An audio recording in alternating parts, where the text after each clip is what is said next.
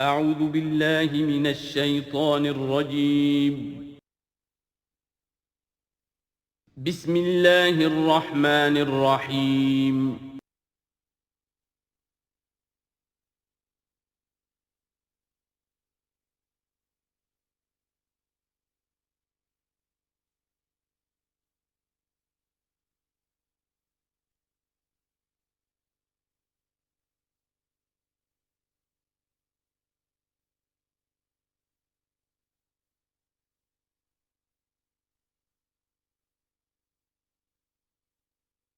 اعوذ باللہ من الشیطان الرجیم بسم اللہ الرحمن الرحیم وَلَقَدْ أَرْسَلْنَا نُوحًا إِلَىٰ قَوْمِهِ فَلَبِثَ فِيهِمْ أَلْفَ سَنَةٍ إِلَّا 50 عَامًا فَأَخَذَهُمُ الطُّوفَانُ وَهُمْ ظَالِمُونَ صدق اللہ العظیم۔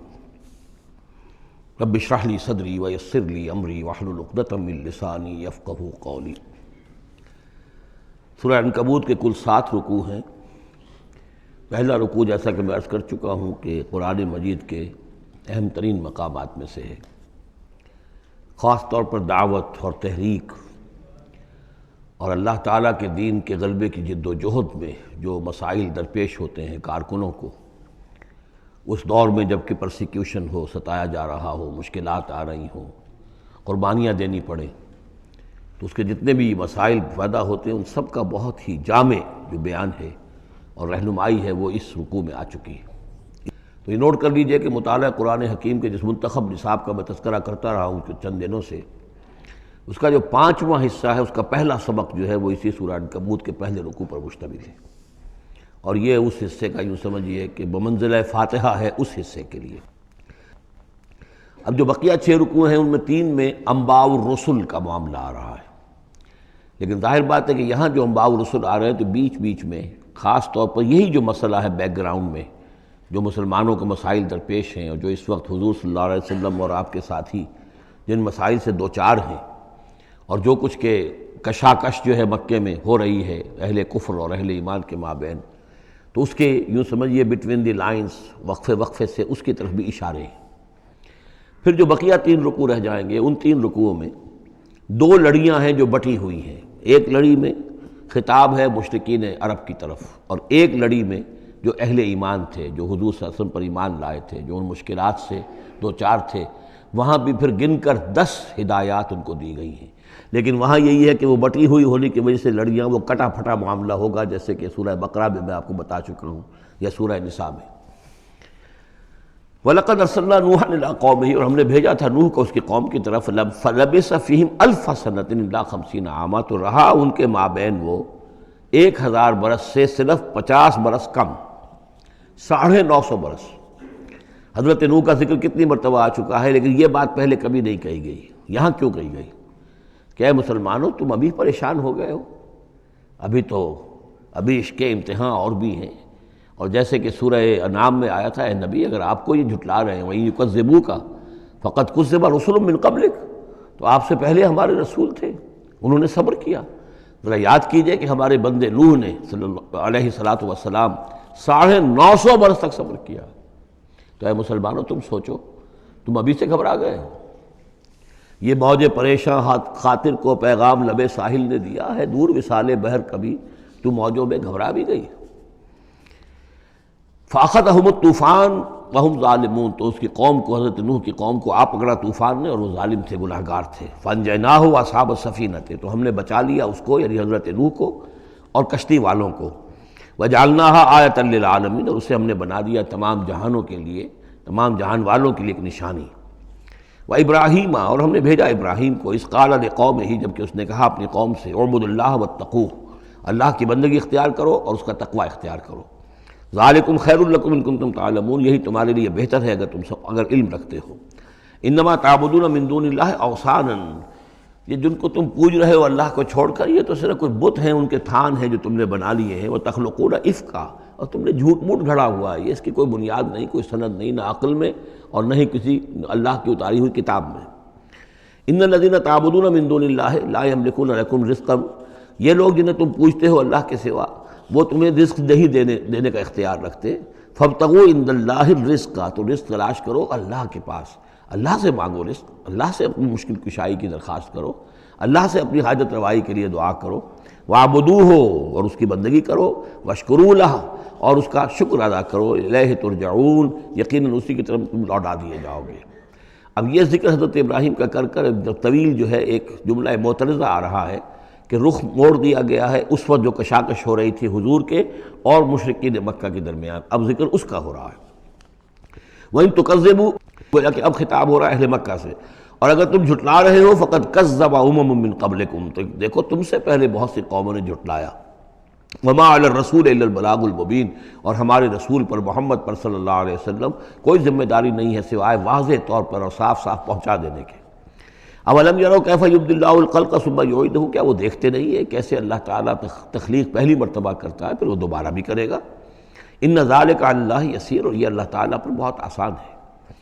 قل سیروا فی الارض فانظروا، اور تو ان سے کہیے کہ ذرا گھومو پھرو زمین میں اور دیکھو کیف بدا الخلق، کیسے اللہ تعالیٰ پہلے تخلیق کیا ہے اس نے خلق کو، ثم اللہ ینشئ النشأۃ الآخرہ، پھر اللہ اٹھائے گا یا اٹھاتا ہے۔ دنیا میں بھی ہو رہا ہے کہ کھیتی جو ہے وہ ختم ہو گئی، پھر اگلی پھر فصل آ گئی، پھر فصل آ گئی، تو یہ تو ایک سائیکل چل رہا ہے، اور پھر یہ کہ اللہ تعالیٰ دوسری مرتبہ تمہیں اسی طرح اٹھا دے گا۔ نشأۃ آخرہ جو ہے آخرت کی جو تمہیں اٹھانا ہے وہ اللہ کے اختیار میں ہے۔ ان اللہ علی کل شیء قدیر، یقیناً اللہ ہر شے پر قادر ہے۔ یعذب من یشاء ویرحم من یشاء، وہ جس کو چاہتا ہے عذاب دیتا ہے دے گا، اور جس کو چاہے گا رحم فرمائے گا۔ وإلیہ تقلبون، اور اسی کی طرف تم لوٹا دیے جاؤ گے۔ وما انتم بمعجزین فی الارض، اور تم اسے شکست نہیں دے سکتے زمین میں، ولا فی السماء، نہ آسمان میں، نہ زمین میں کہیں بھاگ کر نہ آسمان میں کہیں بھاگ کر اللہ کو عاجز کر سکتے ہو۔ وما لکم من دون اللہ من ولی ولا نصیر، اور نہیں ہے کوئی تمہارا اللہ کے سوا نہ حمایت، یعنی اللہ کے ورے یا اللہ کے مقابلے میں۔ یہ دون کا لفظ بہت سے معنی دیتا ہے عربی زبان میں، دیکھنا ہوتا ہے کس کانٹیکسٹ میں کیا معنی ہے۔ اس کانٹیکسٹ میں اللہ کے مقابلے میں تمہارا کوئی نہ ولی ہوگا نہ نصیر ہوگا، نہ کوئی حمایتی نہ مددگار۔ والذین کفروا بآیات اللہ ولقائہ، اور جن لوگوں نے کفر کیا اللہ کی آیات کا اور اس سے ملاقات کا انکار کیا، اولئک یئسوا من رحمتی، یہ وہ لوگ ہیں جو میری رحمت سے مایوس ہو چکے ہیں، واولئک لہم عذاب علیم، اور ان کے لیے تو دردناک عذاب ہے۔ یہاں یہ جملہ معترضہ ختم ہوا اور اب پھر حضرت ابراہیم کا تذکرہ آ رہا ہے۔ فما کان جواب قومہ، تو نہیں تھا کوئی جواب حضرت ابراہیم کی قوم کا، الا ان قالوا، سوائے اس کے کہ انہوں نے کہا اقتلوہ او حرقوہ، اس ابراہیم کو قتل کر دو یا اسے جلا دو۔ فانجاہ اللہ من النار، تو اللہ تعالیٰ نے انہیں نجات دی آگ سے۔ ان فی ذلک لآیات لقوم یؤمنون، اور یقیناً اس میں نشانیاں ہیں ان لوگوں کے لیے جو ایمان رکھتے ہیں۔ وقال انما اتخذتم من دون اللہ اوثانا مودۃ بینکم فی الحیاۃ الدنیا، اب یہ ہے جو بہت اہم جو بات ہے جو کہی ہے انہوں نے، اور انہوں نے کہا حضرت ابراہیم علیہ السلام نے کہ دیکھو تم نے جو یہ اللہ کے سوا بت بنا رکھے ہیں، انہیں پوجتے ہو، یہ بھی تم بھی جانتے ہو کہ ان کے پاس کچھ نہیں ہے، تم بھی جانتے ہو کہ ان کو کوئی اختیار حاصل نہیں ہے، تم بھی اور واقع ہو چکے ہو، میرے متنبع کرنے کے نتیجے میں تم آگاہ ہو چکے ہو کہ یہ تمہاری حماقت ہے، لیکن تم کیوں چمٹے ہوئے ہو؟ مودۃ بینکم فی الحیات الدنیا، دنیا کی زندگی میں تمہاری باہمی محبتیں جو ہے وہ چمٹا رہی ہیں۔ اب کیا کریں، ہماری قوم ہے، ہماری برادری ہے، ہمارا خاندان ہے، وہ سب یہی کر رہا ہے، میں اگر چھوڑ دوں گا تو میں آؤٹ کاسٹ ہو جاؤں گا، میں تو نکل جاؤں گا پھر برادری سے، اکیلا آدمی کیسا رہے۔ یہ چیزیں ہیں کہ جو انسان کو پھر جمع کر رکھتی ہیں۔ جیسے عصبیت کا ذکر آیا تھا پچھلی صورت میں کہ اب عصبیت نہیں ہونی چاہیے، اسی طریقے سے یہ عصبیت ہی نہیں بلکہ یہ کہ جتنے بھی رشتہ داریاں ہیں، دوستیاں ہیں، کاروبار ہیں، یہ معاملہ جو ہے کہ حق تم پر منکشف ہو چکا ہے، تم جان چکے ہو کہ یہ صرف کوئی شے نہیں ہے یہ تم کر رہے تھے، تمہارے آباء و اجداد نے جو رسمیں ڈالی ہوئی ہیں، اور تمہیں میں نے متنبع کر دیا ہے، تم نے اپنے جیوں میں جھانک کر دیکھ لیا ہے، اپنے گریبان میں جھانک کر دیکھ لیا ہے، اور تم پر یہ بات منکشف ہو چکی ہے کہ جو میں کہہ رہا ہوں وہ ٹھیک ہے، پھر بھی تم جو چمٹے ہوئے ہو اپنے اس نظام کے ساتھ، تو اس کا سبب صرف ایک ہے، وقال انما اتخذتم من دون اللہ اوثانا مودۃ بینکم فی الحیاۃ الدنیا، تمہاری باہمی محبتیں جو ہیں دنیا کی زندگی میں وہ تمہیں چمٹائے رہتی ہیں۔ یہی معاملہ ہے اس دنیا میں جب کوئی تحریک اٹھتی ہے اللہ کے دین کے کام کرنے کے لیے، اور بہت مخلص لوگ اس میں شامل ہوتے ہیں، محنت کرتے ہیں، کوشش کرتے ہیں۔ فرض کیجئے کسی شخص سے کوئی غلطی ہو گئی، کوئی غلط رخ مڑ گئی تحریک، اب وہ تحریک جو ہے وہ کافی عرصے کے بعد اس کے اثرات ظاہر ہوئے، اس کے نتائج جو ہے لوگوں کے سامنے آ رہے ہیں، محسوس بھی ہو جاتا ہے کہ یہ واقعتاً ہم کسی غلط راستے پر آ گئے ہیں، لیکن یہ کہ پھر وہ ایک عصبیت جماعتی ایسی پیدا ہو جاتی ہے کہ سب کچھ ماننے کے باوجود پھر اس جماعت کو چھوڑنے کو تیار نہیں ہوتے۔ ہماری دوستیاں ہیں، ہماری رشتہ داریاں ہیں، ہمارے کاروباری تعلقات ہیں، یا یہ کہ کچھ لوگوں کے تو اپنے مفادات بھی اس میں شامل ہو جاتے ہیں، اس لیے کہ کچھ عرصے کے بعد ہر جماعت جو ہے وہ ایک فرقہ بن جاتی ہے۔ جیسے کہ آپ کو معلوم ہے کہ اللہ تعالیٰ نے اس امت کے لیے جو ہے وہ 3 چیزوں کا بندوبست کیا ہے ختم نبوت کے خلا کو پر کرنے کے لیے۔ نبوت ختم ہو گئی محمد الرسول اللہ پر، تو جو خلا پیدا ہوا وہ 3 چیزوں سے پر ہوا۔ نمبر 1، قرآن کی حفاظت کا ذمہ اللہ نے لے لیا، جبکہ نہ تورات کا لیا تھا نہ انجیل کا لیا تھا۔ نمبر 2، ہر صدی میں مجددین کے اٹھانے کا اہتمام کر لیا، ایسے لوگ اٹھاتے رہے، نبی تو نہیں ہوں گے، وہی نہیں آئے گی، لیکن وہ دین کو تازہ کریں گے، دین کی حقیقی تعلیمات جو لوگ بھول چکے ہوں گے دوبارہ یاد دلائیں گے، دین کی اصل حقائق کی طرف متوجہ کریں گے۔ اور تیسرا یہ کہ ایک جماعت ضرور قائم رہے گی حق پر، لا تزال فی امتی طائفۃ قائمین علی الحق۔ اب ہوتا کیا ہے، ایک صدی میں کوئی ایک مجدد اٹھا، اس نے ایک محنت کی، کوشش کی، جد و جہد کی، کچھ لوگ اس کے گرد آ گئے، جمع ہو گئے، اعوان و انصار ہو گئے، وہ ایک جماعت بن گئے۔ لیکن یہ کہ اگلی نسل میں کیا ہوگا، یہ لوگ جو آئے تھے اس کے ساتھ، یہ تو آئے تھے فیس ویلیو پر اس کو قبول کرنے کے، یہ دعوت صحیح ہے، لیکن ان کی اولاد اب اس لیے چمٹ رہی ہے کہ ہمارے والد تھے اس جماعت میں۔ اب یہ عصبیت کا ایک سلسلہ شروع ہوا۔ تیسری نسل میں آ کر پھر یہ ہو جاتا ہے، اتنے عرصے میں اس جماعت کا ایک حلقہ بن گیا، اس کے آپس کے دوستیاں ہیں، تعلقات ہیں، لین دین بھی ہے، رشتہ داریاں بھی ہو گئی ہیں، لہذا وہ ایک فرقے کی شکل اختیار کر لیتے ہیں۔ اب اس فرقے کے ساتھ چمٹ کر لوگ رہتے ہیں، لیکن پھر اللہ تعالیٰ کسی اور کو اٹھاتا ہے، اور پھر کوئی اللہ کا بندہ جو ہے اسی کام کو اثر نو شروع کرتا ہے۔ یہی ہوتا آیا ہے، اسی لیے ہر صدی میں مجددین، اس لیے کہ تیسری نسل میں آ کر دعوت جو ہے وہ لازماً اس کے اندر خرابی پیدا ہو جاتی ہے۔ اس لیے کہ حضور نے بھی فرمایا، خیر امتی قرنی ثم الذین یلونہم ثم الذین یلونہم، بہترین میری امت کا دور تو ہے میرا اپنا دور، پھر وہ جو میرے بعد ہیں، اور پھر وہ جو ان کے بعد ہیں۔ تو 3 نسلوں کو آپ نے خیر قرار دیا ہے۔ اس کے بعد ظاہر بات ہے زوال آیا ہے، ہمارے ہاں بھی آیا ہے۔ جب حضور کی قائم کی ہوئی جماعت میں زوال آ گیا تو اور کون ہوگا بڑا سے بڑا شخص کہ جس کی قائم کی ہوئی کسی جماعت میں زوال نہ آئے۔ تو یہ تو چیزیں ہوتی ہیں، لیکن ہر شخص کو ہر وقت دیکھنا چاہیے کہ آج کے دور میں دین کا وہ کام کس کے حوالے اللہ نے کیا ہے، کس کو توفیق دی ہے جو صحیح طریقے پر اس کام کو کر رہا ہے، اور اس کا ساتھ دینا چاہیے۔ کسی جماعتی عصبیت، جس طرح کسی قبائلی عصبیت کے اندر مبتلا نہیں ہونا چاہیے، ایسے ہی کسی جماعتی عصبیت میں بھی مبتلا نہیں ہونا چاہیے۔ یہ ہے وہ اہم بات جو یہاں آئی ہے۔ قال انما اتخذتم من دون اللہ اوثانا مودۃ بینکم فی الحیاۃ الدنیا ثم یوم القیامۃ یکفر بعضکم بعضا ببعض، پھر قیامت کے تم ایک دوسرے کا انکار کرو گے، تم ابھی تو بڑی دوستیاں ہیں، بڑا گٹھ جوڑ ہے، وَيَلْعَنُ بَعْضُكُمْ بَعْضًا، اور تم میں سے بعض دوسروں کو لعنت کریں گے، وَمَأْوَاكُمُ النَّارُ، اور تم سب کا ٹھکانہ ہوگی آگ، وَمَا لَكُم مِّن نَاصِرِينَ، اور نہیں ہوگا کوئی تمہارے لیے مدد کرنے والے۔ فآمن لہ لوط، تو حضرت لوط ایمان لے آئے حضرت ابراہیم پر، وہ ان کے بھتیجے تھے۔ وقال انی مہاجر الی ربی، اور حضرت ابراہیم نے کہا میں اپنے رب کی طرف ہجرت کر رہا ہوں۔ وہ اپنا ملک چھوڑ کر چلے آئے شام کی طرف۔ قرآن مجید میں کہیں بھی پھر اس کے بعد یہ تذکرہ نہیں ملتا کہ ان کی قوم کا کیا حشر ہوا، پیچھے ان کو ہلاک کیا گیا، کیا ہوا، واللہ عالم۔ انہ هو العزیز الحکیم، یقیناً اللہ تعالیٰ زبردست ہے، حکمت والا۔ ووہبنا لہ اسحاق و یعقوب، اور ہم نے اسے اسحاق جیسا بیٹا دیا، یعقوب جیسا پوتا دیا۔ وجعلنا فی ذریتہ النبوۃ والکتاب، اور پھر ہم نے اسی کی نسل میں، اسی کی اولاد میں نبوت اور کتاب رکھ دی۔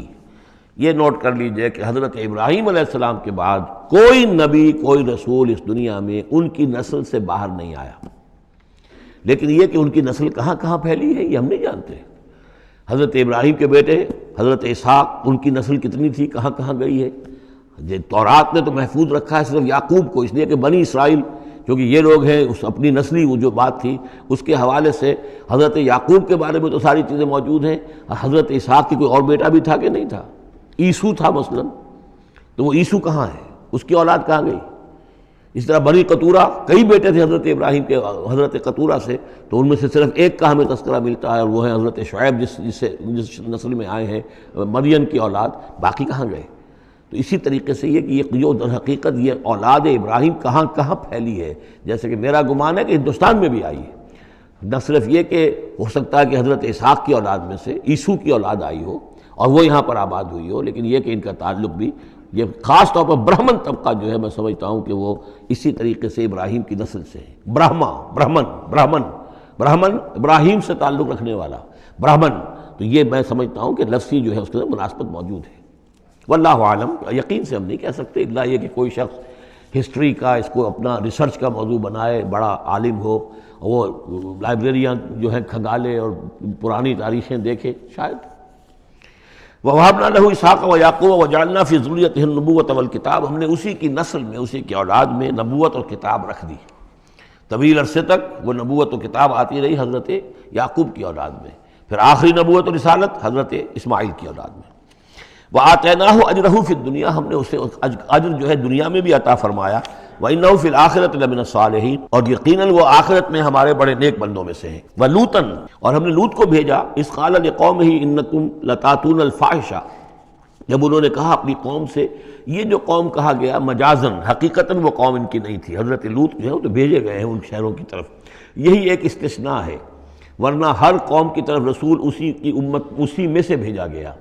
لیکن چونکہ حضرت ابراہیم کے بعد کوئی رسول کسی اور قوم میں ہو نہیں سکتا، اس لیے عامورہ اور صدوم کی بستیوں میں جو بھیجے گئے وہ حضرت لوط ہیں جو حضرت ابراہیم علیہ السلام کے بھتیجے ہیں۔ انکم لتاتون الفاحشۃ، تم لوگ بڑی بے حیائی کا ارتکاب کر رہے ہو، ما سبقکم بہا من احد من العالمین، تمام جہان والوں میں کسی قوم نے تم سے پہلے یہ حرکت نہیں کی۔ انکم لتاتون الرجال، کیا تم مردوں کی طرف آتے ہو اپنی شہوت کو پورا کرنے کے لیے، وتقطعون السبیل، اور راستہ مارتے ہو، یعنی فطرت کا راستہ تو یہ ہے، اولاد ہوتی ہے تو ہوتی ہے مرد اور عورت کے ملاپ سے، تم نے جو راستہ اختیار کیا تو گویا کہ اس فطرت کی راہ کو تم کاٹ رہے ہو۔ وَتَأْتُونَ فِي نَادِيكُمُ الْمُنكَرَ، اور تم اپنی مجلسوں میں یہ اس کا ارتکاب کرتے ہو، یہ ان کی بے حیائی کی اور ڈھٹائی کی انتہا ہو گئی تھی۔ فما کان جواب قومہ، تو نہیں تھا جواب اس کی قوم کا کوئی، الا ان قالوا، سوائے اس کے کہ انہوں نے کہا ائتنا بعذاب اللہ ان کنت من الصادقین، اے لوط اگر سچے ہو تو اللہ کا عذاب لے آؤ۔ قال رب انصرنی علی القوم المفسدین، تو انہوں نے حضرت لوط نے دعا کی پروردگار میری مدد فرما ان مفسدوں کے خلاف۔ ولما جاءت رسلنا ابراہیم بالبشریٰ، اور جب ہمارے جو ایلچی تھے یعنی وہ جو فرشتے آئے تھے انسانی شکل میں ابراہیم کے پاس بشریٰ لے کر، بشارت لے کر حضرت اسحاق کی ولادت کی، قالوا انا مہلکو اہل هذه القریہ، انہوں نے کہا کہ ہم ہلاک کرنے کے لیے بھیجے گئے ہیں ان بستی والوں کو، ان اہلھا کانوا ظالمین، یقیناً اس کے جو بستی والے جو ہیں، اس بستی کے لوگ رہنے والے وہ بڑے ظالم ہیں، گناہگار ہیں۔ قال ان فیہا لوطا، حضرت ابراہیم نے کہا اس میں تو لوط بھی تو ہے اسی بستی کے اندر۔ قالوا نحن اعلم بمن فیہا، انہوں نے کہا ہمیں خوب معلوم ہے کہ کون کون ہے اس میں۔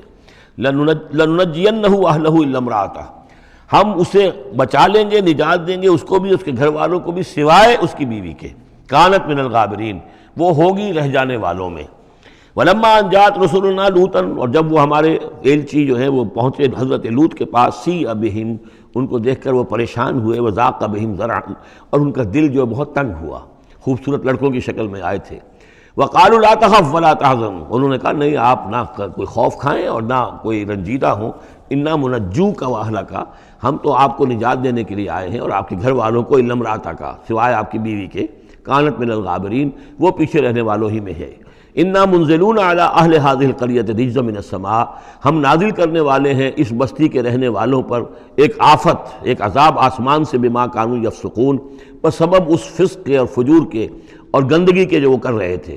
وَلَقَدْ تَرَكْنَا مِنْهَا آیَةً بَيِّنَةً، اور ہم نے چھوڑ دیا اس میں سے، اس بستی میں سے کوئی نشانی جو ہے وہ اس وقت تک موجود ہوگی جب کہ قرآن نازل ہوا ہے، اسی لیے کہ قرآن کہتا ہے بار بار تم گزرتے ہو ان بستیوں کے کھنڈرات کے اوپر سے، بَيِّنَةً لِقَوْمٍ يَعْقِلُونَ، ان لوگوں کے لیے کہ جو عقل سے کام لے۔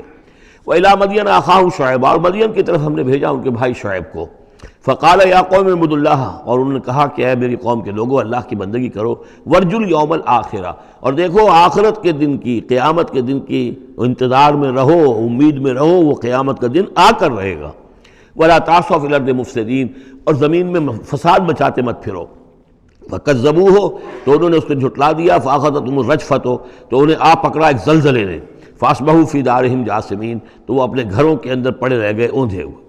وعادا وثمودا، اسی طرح عاد اور سمود، وقد تبین لکم من مساکنہم، اور تمہیں معلوم ہے کہ ان کے مسکن کہاں تھے، تمہارے لیے واضح ہیں کہاں رہتے تھے، یہ کہاں آباد تھے۔ بزین لہم الشیطان اعمالہم، اور شیطان نے ان کے لیے ان کے برے اعمال کو، مشرکانہ افعال کو مزین کر دیا تھا، اسی میں مگن تھے، خوش تھے۔ فصدہم عن السبیل، اور روک دیا تھا انہیں اللہ کے صحیح راستے سے، صراط مستقیم سے، جو صراط توحید ہے اس سے۔ وَكَانُوا مُسْتَبْصِرِينَ، حالانکہ وہ تھے بہت ہوشیار، بہت غور کرنے والے، سوچنے والے، بڑے دانشور تھے. لیکن یہ کہ یہ بڑے دانشور جو ہے کسی جگہ ایسا بھی ہوتا ہے، بہت بڑا عقل مند انسان جو ہے وہ اپنے ناک کے نیچے کے پتھر سے ٹھوکر کھاتا ہے. اور اس کی سب سے بڑی مثال جو ہے وہ ہمارے آج کل کے سائنسدان ہیں. کتنی باریکیاں دیکھ رہے ہیں اس کائنات کی، سب کچھ دیکھ لیا، اللہ نظر نہیں آتا. کہاں سے کہاں دیکھ رہے ہیں، کتنی بڑی بڑی ٹیلیسکوپس ہیں، اور کتنے ٹریلین وہ لائٹ ایئرز کے اوپر دریافت کر رہے ہیں کہ نیا ستارہ وجود میں آ گیا، سب کچھ ہو رہا ہے. لیکن یہ کہ ان تمام چیزوں کو دیکھنے کے باوجود ان کا دماغ اللہ کی طرف منتقل نہیں ہوتا. یہ ہے کہ ایک طرف سے اندھے ہیں، ایک آنکھ کھلی ہے، ایک آنکھ اندھی ہے. تو اگرچہ وہ بھی تھے بڑے ہوشیار، مستبصرین، یعنی استبصار جو ہے یہ باب استفعال، دیکھنا، بڑے غور سے دیکھا کرتے تھے، مشاہدہ کرتے تھے، آبزرو کرتے تھے، سب کچھ تھے. باقی سب کچھ نظر آیا انہیں. ڈھونڈنے والا ستاروں کی گزرگاہوں کا اپنے افکار کی دنیا میں سفر کر نہ سکا. وہ ساری جو ہے وہ ستاروں کی گزرگاہیں جو ہے ان کی تحقیق ہو رہی ہے. لیکن یہ کہ میں خود کون ہوں، کہاں سے آیا ہوں، کہاں جا رہا ہوں، میری زندگی کا مال کیا ہے، اس کا مقصد کیا ہے. بس پیدا ہونا، کھانا پینا، جانوروں کی طرح رہنا اور ختم ہو جانا. Is that all? Is death the end of our existence? کیا موت پر ہمارے وجود کا خاتمہ ہو جائے گا؟ تو کیا زندگی ہوئی. عمر دراز مانگ کے لائے تھے 4 دن، 2 آرزو میں کٹ گئے، 2 انتظار میں. کتنا وقت تو گزر گیا. بچپن کے اندر ابھی فہم ہی نہیں تھا، لڑکپن ہے، اس کے بعد نوجوانی ہے، اس کے کچھ اپنے ہی اور جو ہے اس کی کیفیات ہوتی ہیں. جب ذرا ہوش اور شعور آیا ہے، ایک ذرا ہوش میں آنے کے خطا کار ہیں ہم، اور اس کے بعد پھر بڑھاپا آ گیا، اور اس کے بعد جو ہے کہ لا یعلم من بعد علم شیئا. بس یہی زندگی ہے. یہ اشرف المخلوقات ہے، یہ مسجود ملائک کی زندگی یہ ہے؟ نہیں. اصل زندگی تو ہے تو اسے پیمانہ امروز و فردا سے نہ ناپ، جاویداں پہ ہمدماں ہر دم جواں ہے زندگی. وہ زندگی تو ابدی ہے. یہ تو اس کا چھوٹا سا حصہ علیحدہ کر کے ایک امتحانی وقفہ بنا دیا ہے. اسے ایک امتحانی وقفہ ہے، 3 گھنٹے کا نہیں، 30 سال کا صحیح، بس اس کے علاوہ کچھ نہیں. کوانٹیٹیو فرق ہے، کوالٹیٹیو نہیں. وَقَارُونَ وَفِرْعَوْنَ وَحَامَانَ، اور ہلاک کیا ہم نے قارون کو بھی اور فرعون کو بھی اور حامان کو بھی. وَلَقَدْ جَاءَهُم مُوسَىٰ بِالْبَيِّنَاتِ، ان کے پاس موسیٰ آئے تھے واضح تعلیمات لے کر. فَاسْتَكْبَرُوا فِي الْأَرْضِ، انہوں نے زمین میں تکبر کیا. وَمَا كَانُوا سَابِقِينَ، لیکن یہ کہ وہ ہماری پکڑ سے بچ کر نکل جانے والے نہیں تھے، ہم سے آگے نہیں نکل سکتے تھے. فَكُلًّا أَخَذْنَا بِذَنبِهِ، ہم نے سب کو پکڑا ان کے گناہوں کی پاداش میں. فَمِنْهُمْ مَنْ أَرْسَلْنَا عَلَيْهِمْ حَاصِبًا، تو ان میں وہ بھی تھے کہ جن پر ہم نے ایسی زوردار ہوا بھیجی جس میں پتھراؤ تھا. وہ ہوا جو ہے ان پر پتھراؤ کر رہی تھی. تو یہ قوم لوط پر بھی ہوا ہے، اور بعض حضرات کے نزدیک قوم عاد پر بھی. سخرها عليهم 7 ليال و8 أيام حسوما فترى القوم فيها صرعا، ایک ایسی تیز آندھی آئی ہے، 7 دن اور 7 راتیں اور 8 دن چلتی رہی کہ اس نے اٹھا کر پٹخا ہے. اور اس میں وہ کنکر بھی تھے، وہ بلٹس کا کام کر رہے تھے، جو اور سے بڑے پتھر تھے وہ کام کر رہے تھے، میزائلز کا. تو یہ سب کے سب ہلاک ہو گئے. فمنہم من ارسلنا علیہ حاصبا ومنہم من اخذته الصیحہ، اور ان میں سے وہ بھی تھے کہ جن کو ایک چنگھاڑ نے آ پکڑا. یہ سمود اور اہل مدین تھے. ومنہم من خسفنا به الارض، ان میں وہ بھی تھے کہ جنہیں ہم نے زمین میں دھسا دیا. یہ قارون کا معاملہ ہے جو سورہ قصص میں آ چکا ہے. ومنہم من اغرقنا، اور وہ بھی تھے جنہیں ہم نے غرق کر دیا. اور غرق کرنے کے 2 طریقے ہوئے. ایک تو یہ کہ جو قوم آباد تھی، قوم نوح جہاں تھی، وہی غرق کیا، وہی کا وہی. لیکن یہ کہ ایک یہ ہے کہ فرعون کو اور اس کے فوج کو اور لاؤ لشکر کو ان کے محل سے نکال کر، ان کے شہروں سے نکال کر لا کر اور دریا سمندر میں غرق کیا. وما كان الله ليظلمهم، لیکن اللہ تعالیٰ ان پر ظلم کرنے والا نہیں تھا. ولكن كانوا انفسهم يظلمون، بلکہ یہ تو وہ خود اپنے اوپر ظلم کر رہے تھے. مثل الذين اتخذوا من دون الله اولیاء كمثل العنکبوت، یہ بھی اس حصے کی ان 3 رکوعوں کی بڑی اہم آیت ہے، تمثیل ہے. مثال ان لوگوں کی کہ جنہوں نے اللہ کے سوا کسی کو اپنا حمایتی بنا رکھا ہے. یہ حمایتی غیر مرئی بھی ہو سکتے ہیں، جیسے یہ ہماری دیوی ہے، یہ دیوتا ہے، یہ اس کی کرپا چاہیے، اس کی نظر کرم ہو، یہ ہمارے جو اولیاء اللہ ہیں ذرا ان کی طرف سے اگر کچھ ہمیں فیض پہنچ جائے. اور یہ بھی ہوتا ہے دنیا میں بھی، مادی اعتبار سے بھی. اور یہ جو بھی کاز اینڈ ایفیکٹ کا سلسلہ، اس کے تحت بھی تو ہم آخر لوگوں کو اپنا دوست سمجھتے ہیں، یہ ہمارے حمایتی ہیں، یہ ہماری مدد کریں گے. لیکن واقعہ یہ ہے کہ سوائے ایک اللہ کی دوستی کے باقی ساری دوستیاں جو ہیں وہ مکڑی کے جالے جتنی بس مضبوط ہیں، اس سے زیادہ نہیں ہے. مثل الذین اتخذوا من دون اللہ اولیاء کمثل العنکبوت، جن لوگوں نے اللہ کو چھوڑ کر کسی اور کو اپنا پشت پناہ اور مددگار بنایا ہے، کسی اور پر توکل ہے، کسی اور پر سہارا ہے، امریکہ ہماری مدد کرے گا۔ وہ جو کچھ سن 71 میں ہوا وہ آپ کو معلوم ہے، وہ بیڑا اس کا جہاز بھی آ رہا تھا، لیکن یہ کہ کوئی مدد ہماری نہیں کی گئی، کوئی نہیں ہے، کوئی کسی کا سہارا بننے والا نہیں ہے۔ سہارا تو اگر کوئی ہے تو وہ اللہ ہے، لیکن اس کو تم نے چھوڑ دیا، اس کو سہارا نہیں بنایا۔ مثل الذین اتخذوا من دون اللہ اولیاء کمثل العنکبوت اتخذت بیتا، یہ بکری بھی تو ایک گھر بناتی ہے، جالا بناتی ہے۔ وَإِنَّ أَوْهَنَ الْبُيُوتِ لَبَيْتُ الْعَنكَبُوتِ، اور سب جانتے ہیں کہ تمام گھروں میں سب سے زیادہ کمزور گھر وہ اس مکڑی کا گھر ہے۔ لَوْ كَانُوا يَعْلَمُونَ، کاش کہ انہیں معلوم ہوتا۔ إِنَّ اللَّهَ يَعْلَمُ مَا يَدْعُونَ مِن دُونِهِ مِن شَيْءٍ، اللہ خوب جانتا ہے کہ جس کو یہ پکار رہے ہیں اللہ کے سوا کوئی شے ہے ہی نہیں۔ وَهُوَ الْعَزِيزُ الْحَكِيمُ، اور وہ زبردست ہے حکمت والا۔ وَتِلْكَ الْأَمْثَالُ نَضْرِبُهَا لِلنَّاسِ وَمَا يَعْقِلُهَا إِلَّا الْعَالِمُونَ، اور یہ مثالیں ہیں کہ جو ہم لوگوں کے لیے بیان کرتے ہیں لیکن نہیں سمجھتے ان سے مگر وہی لوگ کہ جو علم رکھنے والے ہیں۔ خلق اللہ السماوات والارض، اللہ تعالیٰ نے آسمان اور زمین تخلیق فرمائے، بالحق، حق کے ساتھ۔ ان فی ذلک لآیۃ للمؤمنین، یقیناً اس میں نشانی ہے اہل ایمان کے لیے۔ اب یہ جو بقیہ 3 رکوع ہیں 21ویں پارے میں آ رہے ہیں، یہ جیسا کہ میں نے عرض کیا اس میں 2 لڑیاں ہیں بٹی ہوئی۔ ایک لڑی ہے خطاب اہل ایمان سے، یہاں ایک جگہ آپ کو مل جائے گا کہ براہ راست خطاب بھی ہے، یا عبادی الذین آمنوا، یا ایھا الذین آمنوا والا جو ہے کہ جو مدنی صورتوں میں جو خطاب کا صیغہ ہے وہ تو یہاں بھی نہیں آیا، لیکن براہ راست خطاب کیا ہے۔ لیکن یہ کہ اگر گنتی کریں گے تو کچھ 10 احکام اور دیے گئے ہیں ان لوگوں کو جو دین کے لیے کسی محنت کے اندر، جد و جہد میں، اس کو غالب کرنے کی کسی کوشش میں، اس کی تحریک میں، اس کی دعوت میں لگے ہوئے ہوں، اور اس میں ان کے لیے مصائب ہوں، مشکلات ہوں، تکالیف ہوں، پریشانیاں ہوں، تو ان کے لیے کیا ہدایات ہیں۔ سب سے پہلی ہدایت 100 ہدایتوں کی ایک ہدایت، اتل ما اوحی الیک من الکتاب، تلاوت کرتے رہا کرو اس شے کی جو وحی کی گئی ہے آپ کی جانب کتاب میں سے۔ یہی ہم پڑھ چکے ہیں سورہ کہف میں بھی، وَاتْلُ مَا أُوحِیَ إِلَيْکَ مِن کِتَابِ رَبِّکَ لَا مُبَدِّلَ لِکَلِمَاتِهِ وَلَن تَجِدَ مِن دُونِهِ مُلْتَحَدًا۔ وہی بات، سب سے بڑا سہارا بندہ مومن کا کیا ہے؟ اللہ پر جتنا یقین ہوگا، اللہ پر جتنا بھروسہ ہوگا، اللہ سے جتنا تعلق ہوگا اتنا ہی صبر کرے گا۔ وَاصْبِرْ وَمَا صَبْرُكَ إِلَّا بِاللَّهِ، اور اللہ کے ساتھ تعلق کا سب سے بڑے ذریعہ یہ قرآن مجید ہے۔ طرفوا بِأَيْدِيكُمْ وَطَرَفُوا بِيَدِ اللَّهِ، اس کا ایک سرا تمہارے ہاتھ میں ہے، ایک سرا اللہ کے ہاتھ میں ہے۔ القرآن حبل اللہ الممدود من السماء إلى الأرض، حضرت عبداللہ ابن مسعود کی روایت کردہ حدیث ہے، حضور نے فرمایا یہ اللہ کی رسی ہے، مضبوطی کے ساتھ تھام لو اس کو، یہ تنی ہوئی ہے زمین سے آسمان تک۔ تو واعتصموا بحبل اللہ جمیعا، تو اس کے لیے یہ کہ قرآن پڑھا کرو۔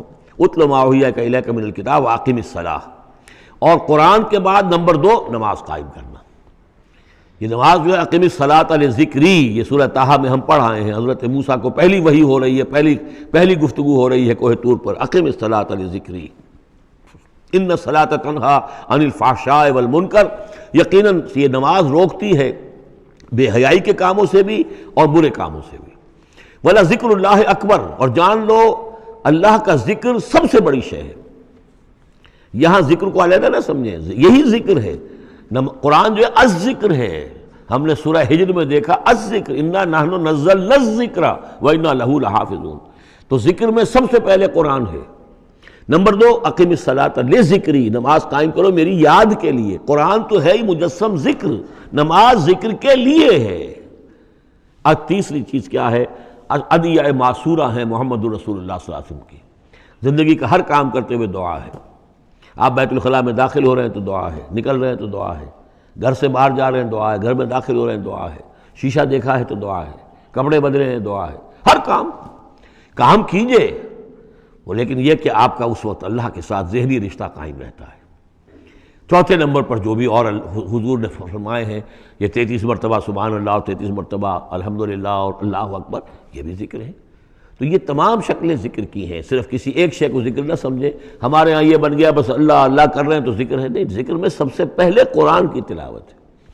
اتل ما اوحی الیک من الکتاب واقم الصلاۃ ان الصلاۃ تنہیٰ عن الفحشاء والمنکر ولذکر اللہ اکبر واللہ یعلم ما تصنعون۔ ایک تو یہ ہدایت ہو گئی، اللہ خوب جانتا ہے جو تم کر رہے ہو۔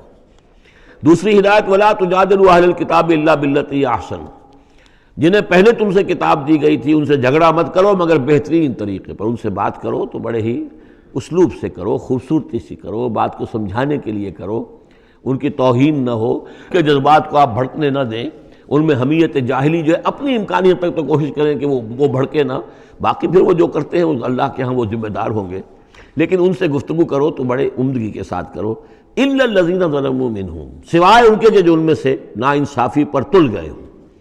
اب یہ استثناء جو ہے دو معنی میں ہے، ایک تو یہ ہے کہ اس کا مطلب یہ کہ ان سے مجادلہ کرو ہی نہ، اور دوسرے یہ کہ اگر ان کے ساتھ کسی وقت کوئی سختی بھی کرنی پڑے، کوئی سخت جملہ بھی کہنا پڑے تو اجازت ہوگی، جہاں معلوم ہو جائے کہ یہ ہٹ درمی کے اوپر جو ہے آ گیا ہے تو وہاں اس دونوں کا امکان پیدا ہو جائے گا۔ وَقُولُوا، لیکن تمہیں ان سے کہنا کیا ہے یہ بھی سمجھ لو، تاکہ اب اس کو یہ سمجھیے کہ یہ ہمیں مسلمانوں میں جب کام کرنا ہے، مسلمان سو گئے ہیں، بھول گئے اپنے سبق کو، انہیں یاد دلانا ہے تو اسی انداز میں انہیں یاد دلانا ہے۔ قولوا آمنا بالذی انزل الینا وانزل الیکم، ان سے کہو بھائی ہم تو ایمان رکھتے ہیں اس پر بھی جو ہماری طرف نازل کیا گیا اور اس پر بھی جو آپ کی طرف نازل کیا گیا۔ وَإِلٰہُنَا وَإِلٰہُکُمْ واحد، اور یہ تو نہیں ہے کہ ہمارا خدا کوئی اور ہے تمہارا خدا کوئی اور ہے، ہمارا الہ اور تمہارا الہ ایک ہی تو ہے۔ وَنَحْنُ لَهُ مُسْلِمُونَ، اور ہم تو اسی کے سامنے فرما بردارانہ اپنا سر جھکا چکے ہیں۔ وَكَذَلِكَ أَنزَلْنَا إِلَيْكَ الْكِتَابَ، اے نبی اسی طرح ہم نے آپ کی جانب کتاب نازل کی ہے۔ فَالَّذِينَ آتَيْنَاهُمُ الْكِتَابَ يُؤْمِنُونَ بِهِ، تو وہ لوگ جنہیں ہم نے کتاب دی ہے، یہود اور نصارہ، ان میں بھی وہ لوگ ہیں جو اس پر ایمان لائیں گے یا جو ایمان لا رہے ہیں، جیسا کہ ہم پڑھ چکے ہیں کہ وہ آئے تھے کچھ لوگ جو حبشہ سے ایک وفد کی شکل میں، اور مکے والوں نے انہیں ستایا بھی، استہزاء بھی کیا، لیکن وہ لوگ وہ تھے جو پہلے حضرت عیسیٰ پر ایمان رکھتے تھے، عیسائی تھے، اور اب محمد پر بھی ایمان رکھتے ہیں، تو اللہ تعالیٰ نے ان کو دوہرا اجر دیا، مرتین۔ وَمِنْ هَؤُلَاءِ مَن يُؤْمِنُ بِهِ، اور ان میں سے یعنی مشرکین مکہ میں سے بھی بہت سے لوگ ہیں جو ایمان لائے ہیں اور بھی لا رہے ہیں یا لائیں گے۔ وَمَا يَجْحَدُ بِآيَاتِنَا إِلَّا الْكَافِرُونَ، اور ہماری آیات کا انکار تو نہیں کرتے سوائے وہی کہ جو ناشکرے ہیں اور جو کفر کر اڑ گئے ہوں۔ اب ایک اور دیکھیے دلیل، اب یہ حصہ جو ہے یہ دوسری ڈوری آ گئی کہ جس میں روئے سخن جو ہے مشرکین کے ساتھ رد و قضا والی بات ہے۔ وَمَا كُنْتَ تَتْلُو مِن قَبْلِهِ مِن كِتَابٍ، ارے نبی آپ تو اس سے پہلے، اس قرآن کے آپ پر نازل ہونے سے پہلے آپ کوئی کتاب پڑھتے ہی نہیں تھے، آپ دنیاوی اعتبار سے پڑھے ہوئے آدمی ہیں ہی نہیں، آپ نے تعلیم حاصل کی نہیں، لکھنا پڑھنا سیکھا نہیں۔ وَلَا تَخُطُّهُ بِيَمِينِكَ، نہ ہی آپ اپنے داہنے ہاتھ سے کچھ لکھتے تھے، کوئی کتاب لکھتے تھے، نہ پڑھتے تھے نہ لکھتے تھے۔ اِذًا لَارْتَابَ الْمُبْطِلُونَ، تو اس شکل میں تو ان کو جو اس کو باطل قرار دے رہے ہیں یہ لوگ جو جھوٹے کہہ رہے ہیں محمد کو، اس شکل میں تو پھر ان کے پاس کوئی کا کوئی شک کرنے کی گنجائش ہو جاتی کہ یہ بڑا لکھنے پڑھنے والے آدمی تھے، مشق کرتے کرتے بہت اچھی چیزیں بھی لکھنے لگے ہیں، اب ان کی زبان جو ہے منج گئی ہے، قلم جو ہے وہ منج گیا ہے، لہذا اب قرآن جیسی شے بھی تصنیف کر لی انہوں نے۔ اگر پہلے سے یہ عمل ہوتا، لیکن تم تو جانتے ہو کہ ہمارے اس نبی محمد نے صلی اللہ علیہ وسلم انہوں نے تو کبھی لکھنا پڑھنا سیکھا ہی نہیں۔ وَمَا كُنْتَ تَتْلُو مِن قَبْلِهِ مِن كِتَابٍ، نبی آپ تو نہیں پڑھا کرتے تھے اس کتاب سے پہلے کوئی کتاب۔ وَلَا تَخُطُّهُ بِيَمِينِكَ، اور نہ آپ اسے اپنے داہنے ہاتھ سے لکھتے تھے۔ اِذًا لَارْتَابَ الْمُبْطِلُونَ، تب تو ان لوگوں کو شک کرنے کی گنجائش پیدا ہو جاتی۔ بل هُوَ آیات بینات فی صدور الذین اوتوا العلم، بلکہ یہ تو آیات بینات ہیں بڑی روشن ان لوگوں کے سینوں میں جنہیں علم دیا گیا ہے، وہ جانتے ہیں سابقہ جو کتابوں والے ہیں۔ وَمَا يَجْحَدُ بِآیاتِنَا إِلَّا الظَّالِمُونَ، اور ہماری آیات کا انکار نہیں کرتے مگر وہی جو ظالم ہیں۔ وَقَالُوا لَوْلَا أُنزِلَ عَلَيْهِ آیَاتٌ مِّن رَّبِّهِ، اور وہ کہتے ہیں کہ کیوں نہیں نازل کی جاتی ان کے اوپر کوئی نشانیاں ان کے رب کی طرف سے، وہی باتیں جو مستقل طور پر چلی آ رہی ہیں۔ قُلْ إِنَّمَا الْآيَاتُ مِنْ اللَّهِ، نبی کہہ دیجئے نشانیوں کا اختیار کل کا کل اللہ کے ہاتھ میں ہے۔ وَإِنَّمَا أَنَا نَذِيرٌ مُّبِينٌ، اور میں تو صرف واضح طور پر خبردار کر دینے والا ہوں۔ أَوَلَمْ يَكْفِهِمْ أَنَّا أَنزَلْنَا عَلَيْكَ الْكِتَابَ يُتْلَىٰ عَلَيْهِمْ، کیا ان لوگوں کے لیے یہ نشانی کافی نہیں ہے کہ اے محمد ہم نے آپ پر یہ کتاب نازل کر دی ہے جو ان کو پڑھ کر سنائی جا رہی ہے؟ کیا یہ قرآن معجزہ نہیں ہے؟ کتنی مرتبہ ان کو چیلنج کیا گیا اس قرآن جیسی ایک صورت ہی بنا لاؤ، 10 صورتیں بنا لاؤ، کیا یہ معجزہ نہیں ہے؟ کیا یہ عاجز نہیں آ چکے ہیں؟ اولم یکفہم، تو کیا یہ نشانی ان کے لیے کافی نہیں؟ اگر تو حق کا طالب ہو، ہدایت کا طالب ہو تو یہ نشانی بھی کافی ہے۔ اولم یکفہم انا انزلنا علیک الکتاب یتلی علیہم ان فی ذلک لرحمۃ وذکری لقوم یؤمنون، یقیناً اس میں رحمت ہے اور یاد دہانی ہے، تذکیر ہے ان لوگوں کے لیے کہ جو مانتے ہیں۔ قل کفی باللہ بینی و بین شہیدا بینکم شہیدا، کہہ دیجئے میرے اور تمہارے درمیان اللہ کافی ہے بطور گواہ، وہ جانتا ہے کہ اس نے مجھے رسول بنایا ہے، وہ جانتا ہے کہ قرآن اس نے مجھ پر نازل کیا ہے۔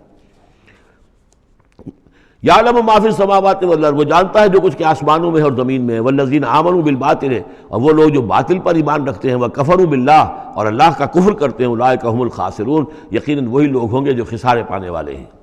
وَيَسْتَعْجِلُونَكَ بِالْعَذَابِ، یہ جلدی مچا رہے ہیں کہ لے آؤ عذاب، وَلَوْلَا أَجَلٌ مُّسَمًّى، اور اگر پہلے سے ایک وقت معین طے نہ ہو چکا ہوتا، لَجَاءَهُمُ الْعَذَابُ، تو پھر ان پر عذاب آ چکا ہوتا، وَلَيَأْتِيَنَّهُمْ بَغْتَةً، اور وہ ان پر آئے گا تو اچانک آئے گا، وَهُمْ لَا يَشْعُرُونَ، اور انہیں پتہ بھی نہیں ہوگا۔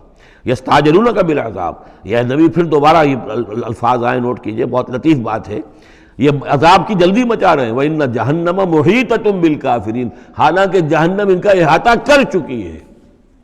یہ ایسے ہی ہے کہ جیسے کسی شہر کے باہر دشمن آ چکا ہو اور اس نے محاصرہ کر لیا ہو، شہر والوں کو پتہ ہی نہ ہو۔ تو اس طریقے سے وہ چونکہ غیر مرئی ہے، جہنم نظر نہیں آ رہی، ورنہ حقیقت میں تو جہنم ان کا احاطہ کر چکی ہے۔ یوم یغشاہم العذاب، جس دن کے عذاب ان کو آ کر ڈھانپ لے گا، ان پر چھا جائے گا، من فوقہم و من تحت ارجلہم، ان کے اوپر سے بھی اور ان کے نیچے سے بھی، ان کے قدموں کے نیچے سے بھی۔ وَيَقُولُ ذُوقُوا مَا كُنتُمْ تَعْمَلُونَ، اور پھر کہا جائے گا چکھو اپنے کرتوتوں کا مزہ۔ اب یہاں وہ تیسری ہدایت آ رہی، دو پہلے میں نے گنوائی تھی، اتل ما اوحی الیک من کتاب ربک، من الکتاب واقم الصلاۃ ان الصلاۃ تنہی عن الفحشاء والمنکر ولذکر اللہ اکبر۔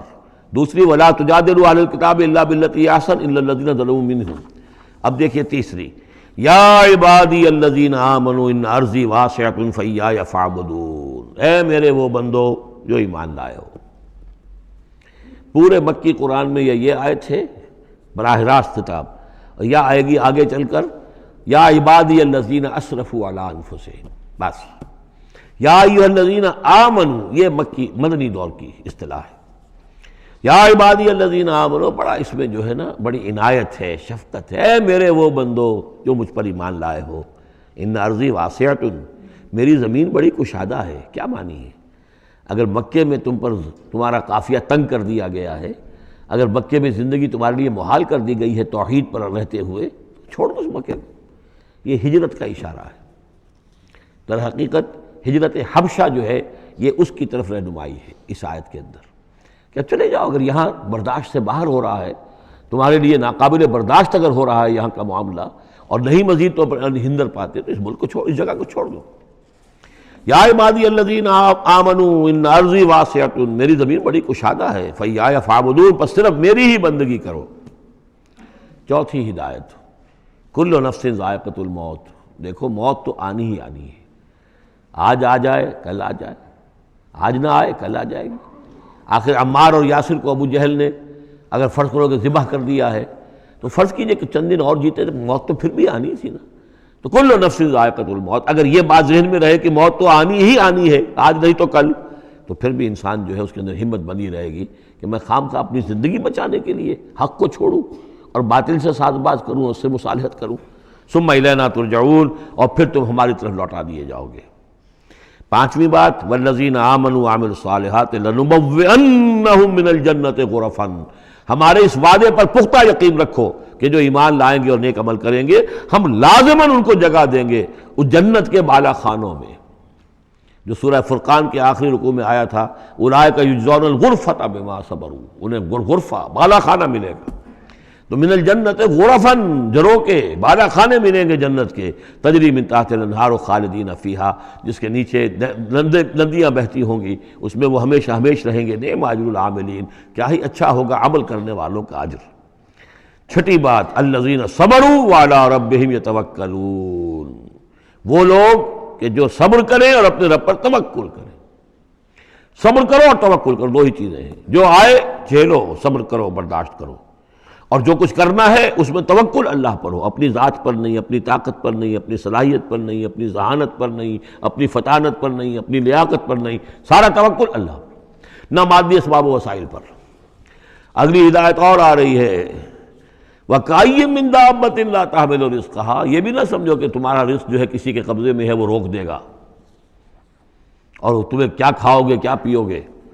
وَكَأَيٍّ مِّن دَابَّةٍ، تم دیکھتے نہیں کتنے حیوانات ہیں زمین میں، لا تحمل رزقها، کیا وہ اپنا رزق اٹھائے پھرتے ہیں؟ بڑا پیارے الفاظ ہیں انجیل میں، متی کی انجیل میں حضرت مسیح علیہ السلام کا جو پہاڑی کا وعظ ہے، اس میں انہوں نے اپنے شاگردوں سے خطاب کر کے کہا، کیوں فکر کرتے ہو کہ کیا کھاؤ گے کیا پیو گے؟ جنگل کی چڑیوں کو نہیں دیکھتے نہ وہ کاشت کرتی ہیں، نہ ہل چلاتی ہیں، نہ بیج بوتی ہیں، نہ فصل کاٹ کر کہیں رکھتی ہیں، نہ کھتے بھرتی ہیں، پھر بھی میں تم سے کہتا ہوں کہ وہ خالی پیٹ صبح گھر سے نکلتی ہیں، شام کو آسودہ ہو کر آ جاتی ہیں۔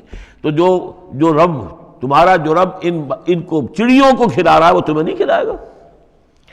اور کیوں فکر کرتے ہو کہ کیا پہنو گے، لباس کہاں سے ملے گا؟ جنگل کی سوسن کو نہیں دیکھتے کہ جتنا خوبصورت لباس اس کو اللہ نے دیکھ رکھا ہے؟ یہ جو بھی پودے ہیں اور جو پھول ہیں ان کے، تو سلیمان بھی اپنی ساری شان و شوکت کے باوجود ویسا ملبس نہ تھا، ویسا خوبصورت لباس تو سلیمان کو بھی میسر نہیں تھا جو اللہ نے ان پھولوں کو دے رکھا ہے۔ تو غور کرو، جو وہ زمین کی اس گھاس پھوس کو اور ان پودوں کو اس قدر حسین لباس دے رہا ہے، عمدہ لباس دے رہا ہے، جو ابھی ہیں اور کل نہیں ہوں گے، یا یہ کہ کاٹ کر اور وہ چولہوں میں جلا دی جائے گی گھاس، تو کیا وہ تمہیں نہیں پہنائے گا؟ لیکن تم یقین نہیں کرتے۔ توکل اور ایمان، یہ دونوں چیزیں ساتھ ساتھ جائیں گی۔ جتنا اللہ پر ایمان ہے اتنا ہی توکل ہوگا، جتنا ایمان کمزور ہے توکل بھی نہیں ہو سکے گا۔ تو الذین صبروا علی ربہم یتوکلون وکأی من دابۃ لا تحمل رزقہا، یہ سارے جو ہیں چوپائے اپنا رزق لیے نہیں پھرتے، اللہ یرزقہا وایاکم، اللہ انہیں بھی رزق دیتا ہے، تمہیں بھی دے گا، وہو السمیع العلیم، اور یقیناً وہ سب کچھ سننے والا جاننے والا ہے۔ ایسا نہیں کہ اسے معلوم نہ ہو کہ میرا بندہ بھوکا ہے، میرا وفادار، میرا سپاہی، میرے دین کے لیے کام کرنے والا، اسے یہ معلوم نہ ہو کہ اس کو احتیاج ہے، اس کی کوئی ضرورت ہے۔ وہ نہ معلوم کس کے دل میں ڈالے گا کہ جو اس کے لیے ذریعہ بنا دے گا اس کو، اور اس کی ضرورت پوری ہو جائے گی۔ اب اس کے بعد وہ دوسری کڑی آ گئی کہ جس میں پھر اب وہ مشرکین مکہ سے وَلَئِن سَأَلْتَهُم مَّن خَلَقَ السَّمَاوَاتِ وَالْأَرْضَ وَسَخَّرَ الشَّمْسَ وَالْقَمَرَ، اگر ان سے آپ پوچھیں گے کس نے پیدا کیا آسمان اور زمین اور کس نے مسخر کیا سورج اور چاند کو، لَيَقُولُنَّ اللَّهُ، وہ کہیں گے اللہ نے۔ فَأَنَّىٰ يُؤْفَكُونَ، پھر کہاں سے یہ لوٹا دیے جاتے ہیں۔ اللہ یبسط الرزق لمن یشاء من عبادہ ویقدر لہ، یہ اللہ ہی ہے کہ جو اپنے بندوں میں سے جس کے لیے چاہتا ہے رزق کو کشادہ کر دیتا ہے، اور جس کے لیے چاہتا ہے ماپ تول کر دیتا ہے، کم کر دیتا ہے۔ ان اللہ بکل شیء علیم، یقیناً اللہ تعالیٰ ہر چیز پر ہر چیز کا علم رکھتا ہے۔ وَلَئِن سَأَلْتَهُم مَّن نَّزَّلَ مِنَ السَّمَاءِ مَاءً فَأَحْيَا بِهِ الْأَرْضَ مِن بَعْدِ مَوْتِهَا، اور اگر آپ ان سے پوچھیں گے کس نے برسایا آسمان سے پانی اور زندہ کیا زمین کو اس کے مردہ ہو جانے کے بعد، لَيَقُولُنَّ اللَّهُ، وہ کہیں گے فوراً اللہ نے کیا۔ قُلِ الْحَمْدُ لِلَّهِ، کہو پھر کل حمد کل شکر بھی اللہ ہی کے لیے ہے، بل اکثرہم لا یعقلون، لیکن یہ لوگ ان کی اکثریت عقل سے کام نہیں لیتی۔ اب اگلی اور ہدایت آ رہی اہل ایمان کے لیے، وما هذه الحیاۃ الدنیا الا لہو ولعب وان الدار الآخرۃ لہی الحیوان لو کانوا یعلمون۔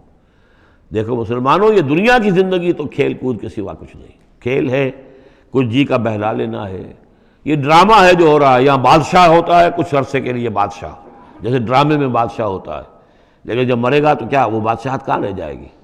ایسے ہی ڈرامے سے نکل آئے گا، لباس اتار دے گا، تو ایک ایکٹر کا ایکٹر ہے، چاہے وہ فقیر تھا پہلے اس ڈرامے کے اندر، اور دوسرا ایکٹر جو ہے بادشاہ تھا، باہر نکل کر 3 گھنٹے کے بعد دونوں کے دونوں ایک جیسے ہیں، اور وہ نہ وہ بادشاہ بادشاہ ہے، نہ وہ فقیر فقیر ہے۔ یہ ہے عارضی سا ہے، لیکن یہ کہ ان الدار الآخرۃ لہی الحیوان، یقیناً آخرت کا گھر وہ ہے اصل زندگی، زندگی وہ ہے۔ لو کانوا یعلمون، کاش کہ ہمیں معلوم ہوتا، لو کننا نعلم، کاش کہ ہمیں معلوم ہوتا۔ یہ بھی نوٹ کر دیجئے، آخرت کو صرف مان لینا کہ ہاں آخرت ہے، بعث بعد الموت ہے، یہ کافی نہیں ہے۔ یہ معلوم ہو کہ اصل زندگی وہی ہے۔ میں نے جو اس کی تشبیہ جو ہے بیان کی ہے بعض مواقع پر، کہ ایک کتاب ہوتی ہے، اس کا دیباچہ بھی ہوتا ہے، اس کا کوئی ضمیمہ بھی ہوتا ہے، چھوٹا سا ضمیمہ۔ ہمارا جو تصور ہے وہ یہ کہ اصل کتاب زندگی تو یہ دنیا کی زندگی ہے، ہاں ایک ضمیمہ اب لگا ہوا ہے آخرت کا، اس کی اہمیت ہمارے نزدیک اتنی ہے۔ ضمیمہ ہے بس، دنیا کی زندگی اصل زندگی ہے۔ ہونا کیا چاہیے کہ یہ دنیا کی زندگی تو دیباچہ ہے، اصل کتاب جو ہے وہ آخرت کی زندگی ہے۔ یہ ریشو پروپورشن کم سے کم، حالانکہ ویسے تو فائنائٹ اور انفائنائٹ کے درمیان کوئی ریشو پروپورشن ہو ہی نہیں سکتی، ایک لامحدود زندگی اور ایک محدود زندگی، کیا اس میں ریشو پروپورشن ہوگی؟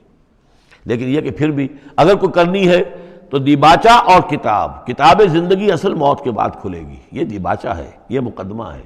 ہم نے کیا سمجھا ہے اصل زندگی، کتاب زندگی یہ ہے، ہاں ایک ضمیمہ بھی اس کے ساتھ ہے جس کا نام آخرت ہے۔ فَإِذَا رَكِبُوا فِي الْفُلْكِ، پھر انہی مشرکین سے پھر خطاب ہو رہا ہے، اور یہ مضمون کئی بار آ چکا ہے۔ جب یہ سوار ہوتے ہیں کشتی میں دعوا اللہ مخلصین لہ الدین، تو پھر یہ اللہ ہی کو پکارتے ہیں اس کے لیے اپنی اطاعت کو خالص کرتے ہوئے. فلما نجاہم الی البر، اور جب اللہ تعالیٰ انہیں نجات دے دیتا ہے خشکی کی طرف، اذا ہم یشرکون، تو پھر یہ شرک کرنا شروع کر دیتے ہیں. لیکفروا بما آتیناہم، تاکہ یہ ناشکری کریں اور کفر کریں ہماری دی ہوئی نعمتوں کی، ولیتمتعوا، اور تاکہ بس مزے اڑا لیں. فسوف یعلمون، پھر یہ جان لیں گے. الہاکم التکاثر حتی زرتم المقابر کلا سوف تعلمون ثم کلا سوف تعلمون. اصل حقیقت اس وقت کھلے گی.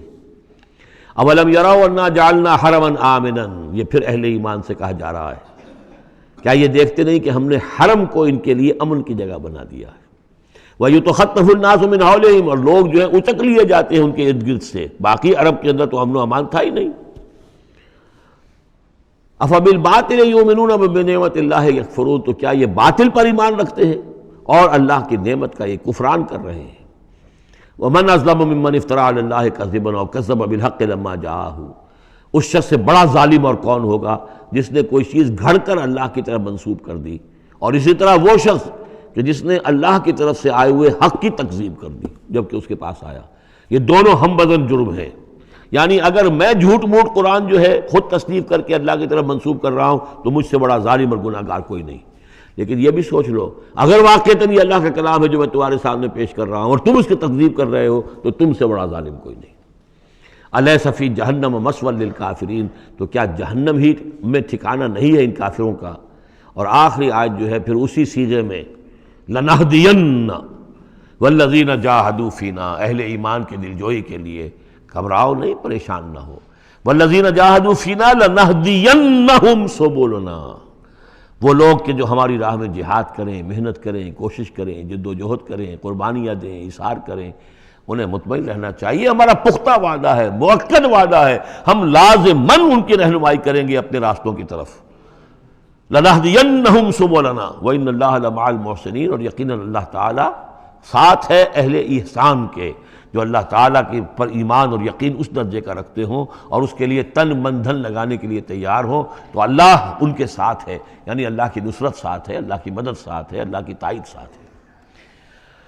سورۃ الروم، بسم اللہ الرحمن الرحیم. الف لام میم، غلبت الروم فی ادنی الارض وهم من بعد غلبهم سیغلبون فی بضع سنین، للہ الامر من قبل ومن بعد ویومئذ یفرح المؤمنون بنصر اللہ ینصر من یشاء وهو العزیز الرحیم. وعد اللہ لا یخلف اللہ وعدہ ولکن اکثر الناس لا یعلمون. یہ سورہ روم جو ہے اس میں آغاز میں جو مضمون آیا ہے وہ اس اعتبار سے بہت اہم ہے کہ ایک تاریخی پس منظر بھی ہے اس کا، اور ایک بہت بڑی پیشن گوئی تھی کہ جو ان آیات میں کی گئی تھی کہ جو پھر صحیح ایگزیکٹلی جیسے کہ پیشن گوئی اللہ نے کی تھی ان آیات میں وہ پوری ہوئی. یہ آپ ذہن میں رکھیے کہ بہت طویل عرصے تک، کئی 100 برس تک تاریخ کے اندر، جب یہ ایرانی امپائر بنی ہے کہ خسرو سے، سائرس کے زمانے سے 2500 سال پہلے جو بادشاہ تھا ذوالقرنین، تو ایک بڑی سلطنت یہ تھی، اور دوسری بڑی سلطنت جو تھی وہ سلطنت روما تھی. سلطنت روما کا سب سے بڑا حصہ تو خیر روم جو یورپ کے اندر تھا، لیکن یہ کہ یہ ترکی کا پورا علاقہ اور مغربی میڈیٹرینین کے ساتھ ساتھ جو ساحل ہے یہ ان کے پاس ہوتا تھا. ان دو حکومتوں میں جیسے سی سو ہوتا ہے، جھولا جھول رہی تھی تاریخ. کبھی ایرانیوں میں کوئی زوردار طاقتور بادشاہ اٹھا باصلاحیت، اس نے حملہ کیا اور رومیوں کو دھکیل دیا وہ یورپ کے اندر اور ایشیا خالی کرا لیا. کبھی رومیوں میں کوئی زبردست طاقتور کوئی بادشاہ اٹھا جو کہ جس کے اندر صلاحیت تھی، وہ آ کر ایرانیوں کو دھکیلتا ہوا پیچھے لے جاتا تھا. تو اس طریقے سے یہ سی سو جو ہے یہ کئی 100 برس تک جاری رہا. حضور کی بعثت کے زمانے میں ایسا معاملہ ہوا ہے کہ سن 614 میں، 602 سے لے کر 614 تک، اور حضور کی ولادت ہوئی ہے 571 میں، یعنی جب حضور کی عمر 31 برس تھی اس سے لے کر اور 45 برس کی عمر تک ایک مسلسل جنگ چلی ہے ان دونوں کے مابین، روم اور ایران کی. لیکن سن 614 میں ایک بڑی زبردست شکست دی کیخسرو پرویز. کیخسرو ثانی وہ اپنے آپ کو کہتا تھا، پہلا کیخسرو تو تھا ذوالقرنین اور ثانی میں ہوں. اب بہرحال یہ ایک بڑا باصلاحیت حکمران تھا. اس نے شکست دی ہے رومیوں کو بہت بری طرح. شام میں، اب یہ چونکہ رومی عیسائی ہو چکے تھے، سن 300 عیسوی میں یہ عیسائی ہو چکے تھے. یروشلم ان کا مقدس مقام تھا، لیکن نام رکھا ہوا تھا ایلیا. سن 70 میں جو یروشلم کو انہوں نے برباد کیا تھا، تو اس کے بعد ہیڈریان ایک رومن امپرر تھا جس نے کہ دوبارہ آباد کیا یروشلم کو، اور لیکن اس کا نام بدل دیا، اب یروشلم نہیں تھا یہ، اس کا نام تھا ایلیا۔ ایلیا میں ان کی وہ صلیب بھی تھی جو ان کے عقیدے کے مطابق حضرت مسیح علیہ السلام کو جس پر صلیب دی گئی تھی، ان کا مقدس مقام تھے یہ۔ ان سب سے بھی ان کو کھدیڑ دیا، تقریباً ترکی سے بھی نکال دیا، استنبول جو ہے قسطنطنیہ، اس پر بھی اندیشہ ہوا کہ شاید ایرانی حملہ کر دیں گے۔ اس حد تک رومیوں کا حال پتلا ہو گیا۔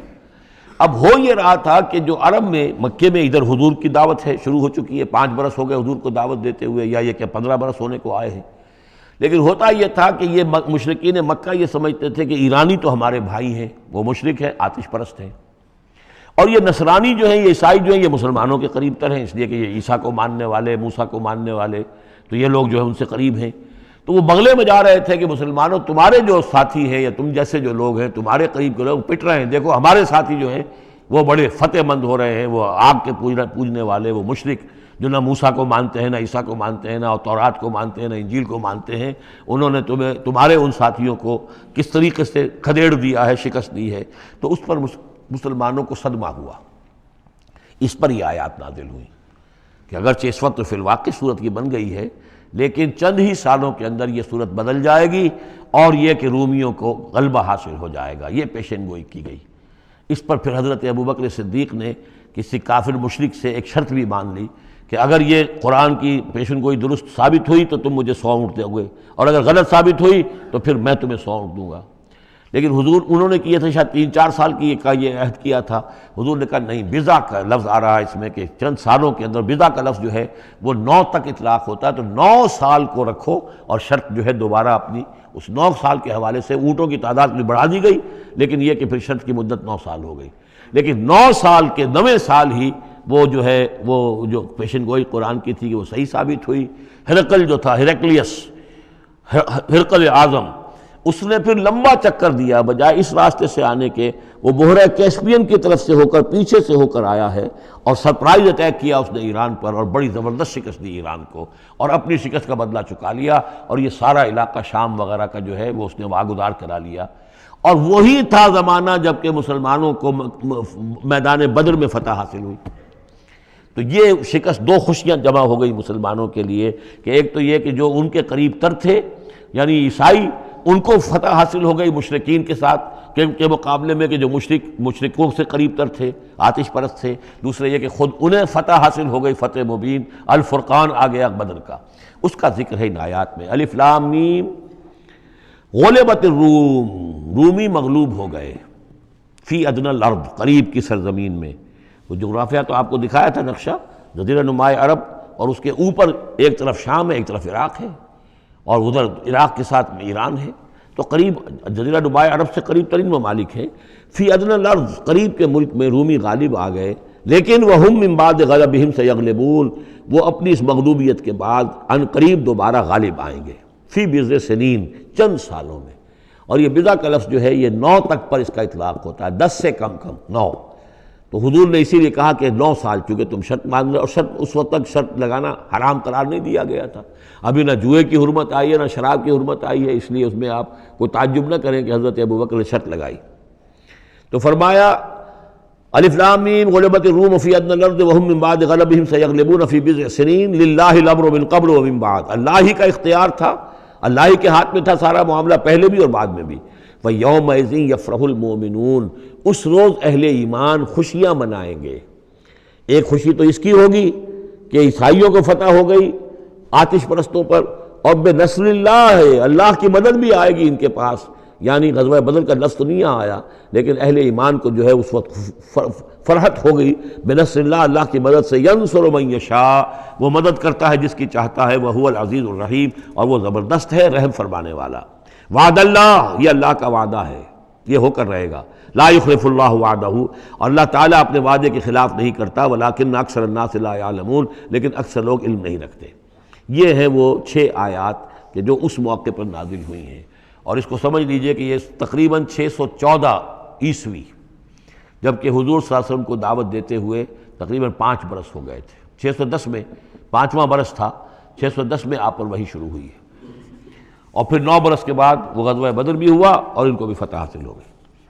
یعلمون ظاہرا من الحیات الدنیا، یہ لوگ جو ہیں، اب یہ باقی تو جو مدنی صورت مکی صورت ہے سورہ روم، اور یہ بہت مشابہ ہے سورہ نحل کے، اللہ تعالیٰ کی نعمتوں کے حوالے سے، اللہ تعالیٰ تذکیر بے آلاء اللہ کے حوالے سے اس کا مضمون وہی ہے بنیادی۔ یعلمون ظاہرا من الحیات الدنیا، یہ لوگ دنیا کی زندگی کے بھی صرف ظاہر کو جانتے ہیں، وہم عن الآخرۃ ہم غافلون، اور آخرت سے یہ بالکل ہی غافل ہیں۔ یعنی دنیا کی زندگی تو حقیقت یہ ہے کہ یہ مزرعۃ الآخرہ ہے، دنیا کی زندگی کی بھی اصل حقیقت یہ ہے کہ یہ کھیتی ہے جس میں بونا ہے آخرت میں کاٹنے کے لیے۔ وہ یہ بھول گئے کہ یہ آخرت کی کھیتی ہے، باقی جو ظاہر ہے اس کا کھاؤ پیو عیش کرو، بس یہی ان کے سامنے رہ گیا ہے، اور آخرت ان کے ذہنوں سے بالکل اوجھل ہو گئی ہے۔ اولم یتفکروا فی انفسہم، کیا یہ اپنی ذات میں غور نہیں کرتے؟ وان ما خلق اللہ السماوات والارض وما بینہما الا بالحق، نہیں پیدا کیا اللہ نے آسمانوں کو اور زمین کو، جو کچھ بھی ان دونوں کے مابین ہے، مگر حق کے ساتھ، واجل مسمى، اور ایک وقت معین تک کے لیے۔ یہ دائمی نہیں ہے، ہمیشہ رہنے والی نہیں ہے، اور یہ ایسے ہی کار عبث نہیں ہے۔ ربنا ما خلقت ھذا باطلا سبحانک فقنا عذاب النار وَإِنَّ كَثِيرًا مِّنَ النَّاسِ بِلِقَاءِ رَبِّهِمْ لَكَافِرُونَ، اور یقیناً بہت سے لوگ جو ہیں اپنے رب سے ملاقات کا انکار کرتے ہیں۔ اولم یسیروا فی الارض فینظروا کیف کان عاقبۃ الذین من قبلہم، تو کیا یہ لوگ زمین میں گھومے پھرے نہیں ہیں کہ وہ دیکھتے کہ کیا انجام ہوا ان کا جو ان سے پہلے تھے۔ کانوا اشد منہم قوۃ، وہ کہیں زیادہ تھے شدید ان کے مقابلے میں قوت میں، وَأَثَارُوا الْأَرْضَ وَعَمَرُوهَا، اور انہوں نے زمین کو کاشت کیا اور اس کو آباد کیا، اکثر مما عمروها، اس سے کہیں زیادہ جتنا کہ انہوں نے آباد کیا ہے۔ وجاءتهم رسلهم بالبینات، اور ان کے پاس بھی آئے تھے ان کے رسول کھلی نشانیاں لے کر اور واضح تعلیمات لے کر۔ فما کان اللہ لیظلمہم، تو اللہ تعالیٰ ان پر ظلم کرنے والا نہیں تھا، ولکن کانوا انفسہم یظلمون، بلکہ انہوں نے خود اپنی جانوں پر آپ ہی ظلم کیا۔ ثم کان عاقبۃ الذین اساءوا السوء، پھر اس کے بعد جن لوگوں نے برے کام کیے، بری روش اختیار کی، تو ان کا پھر انجام بھی برا ہوا۔ ان کذبوا بآیات اللہ، انہوں نے اللہ تعالیٰ کی آیات کو جھٹلایا، وکانوا بہا یستہزئون، اور وہ اس کا ٹھٹھا کرتے رہے۔ اللہ یبدأ الخلق ثم یعیدہ، اللہ تعالیٰ ہی نے، اللہ تعالیٰ پہلی مرتبہ پیدا کرتا ہے، ثم یعیدہ، یعیدہ بار بار آیا ہے، اس کا ترجمہ کہیں میں حال میں کر رہا ہوں اور کہیں مستقبل میں۔ فعل مضارع جو عربی زبان میں وہ دونوں کو کور کرتا ہے۔ اللہ تعالیٰ کیسے پیدا کرتا ہے؟ پہلی مرتبہ، اور پھر دوبارہ پیدا کرتا ہے، یعنی فصل ہے ایک ہوئی ہے، پھر اس کے بعد دوسری ہوئی ہے، تیسری ہوئی ہے، اور یہ بھی ہے کہ دوبارہ پیدا کرے گا یعنی آخرت میں۔ ثم الیہ ترجعون، پھر تمہیں اسی کی طرف لوٹ جانا ہے۔ ویوم تقوم الساعۃ یبلس المجرمون، جس روز قیامت قائم ہو جائے گی مجرم اس روز جو ہیں بالکل مایوس ہو کر رہ جائیں گے۔ ولم یکن لہم من شرکائہم شفاع، اور نہیں ہوں گے ان کے شریکوں میں سے کوئی بھی ان کے لیے شفاعت کرنے والے۔ وَكَانُوا بِشُرَكَائِهِمْ كَافِرِينَ، اور خود یہ بھی اس روز پھر اپنے ان شرکاء کا کفر کریں گے جب دیکھیں گے کہ وہ ہمارا کوئی مدد کرنے کو تیار نہیں۔ وَيَوْمَ تَقُومُ السَّاعَةُ يَوْمَئِذٍ يَتَفَرَّقُونَ، جس روز قیامت قائم ہوگی اس روز یہ تقسیم ہو جائیں گے، پولرائزیشن ہو جائے گی، علیحدہ علیحدہ ہو جائیں گے۔ کیا ہوگی پولرائزیشن؟ فَأَمَّا الَّذِينَ آمَنُوا وَعَمِلُوا الصَّالِحَاتِ فَهُمْ فِي رَوْضَةٍ يُحْبَرُونَ، تو وہ لوگ جو ایمان لائے تھے اور جنہوں نے نیک عمل کیے تھے وہ ہوں گے باغ میں، اور وہاں ان کی آؤ بھگت ہو رہی ہوگی، تواضع ہو رہی ہوگی۔ وَأَمَّا الَّذِينَ كَفَرُوا وَكَذَّبُوا بِآيَاتِنَا وَلِقَاءِ الْآخِرَةِ، اور وہ لوگ جنہوں نے کفر کیا تھا اور ہماری آیات کو جھٹلایا تھا اور آخرت کی ملاقات کا انکار کیا تھا، فَأُولَٰئِكَ فِي الْعَذَابِ مُحْضَرُونَ، تو وہ عذاب میں حاضر کر دیے جائیں گے، پکڑے ہوئے گرفتار کر کے عذاب میں لا کر حاضر کر دیے جائیں گے۔ فَسُبْحَانَ اللَّهِ حِينَ تُمْسُونَ وَحِينَ تُصْبِحُونَ، یہ اسی انداز میں دیکھیے سورہ نحل میں یہ آیت آئی تھی، بس اور انعام میں بھی۔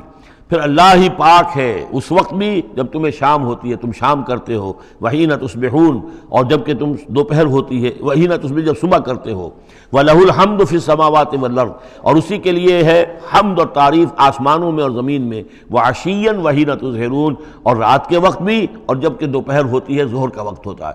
یہ بھی نمازوں کے اوقات ہی کے حوالے سے، صبح کے وقت کی نماز ہے، شام کے وقت کی نماز ہے، رات کی نماز ہے، ظہر کی نماز ہے۔ یخرج الحی من المیت، وہ نکالتا ہے زندہ کو مردہ سے۔ انڈا بے جان شے ہے، اس میں زندگی کے کوئی آثار موجود نہیں ہے، اس میں سے چوزہ برآمد ہوتا ہے جاندار۔